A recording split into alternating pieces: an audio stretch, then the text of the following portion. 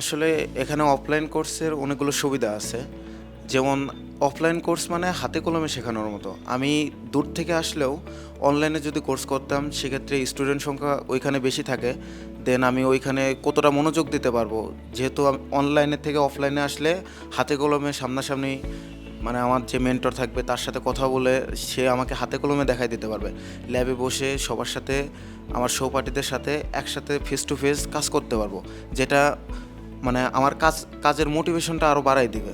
হাতে কলমে শেখার এই শেখাটা হচ্ছে মাথায় বেশি থাকে। আমি যখন এখান থেকে কোর্স করার পরে মানে যখন রেগুলারলি ক্লাস করার পরে আমার যাইতে অনেক সময় লাগে, তারপরেও বাসায় যাওয়ার পরে এই জিনিসটা সামনাসামনি শিখছি বলে মনে থাকে। আমি হচ্ছে যাওয়ার পরে অনেক সুন্দরভাবে আবার ওটা প্র্যাকটিস করতে পারি। যদি আমি অনলাইনে কোর্স করতাম তাহলে আমার এই মনোযোগটা অতটা দিতে পারতাম না যতটা আমি অফলাইনে কোর্সে দিতে পারি। কারণ মনোযোগ জিনিসটা না দিতে পারলে আমার কোর্সটা তো শিখে কোনো লাভ হবে না। আমার কোর্সটা শেখার জন্য মনোযোগটা বড় জরুরি। আর এই অফলাইন কোর্সের ক্ষেত্রে এটা হচ্ছে আমি সুন্দর মতো আমার মেন্টর আমার কাছে আসে আমাকে সুন্দরভাবে বুঝাই দিতে পারে। এই জন্যই অনলাইন কোর্স বাদ দিয়ে অফলাইন কোর্স নেওয়া।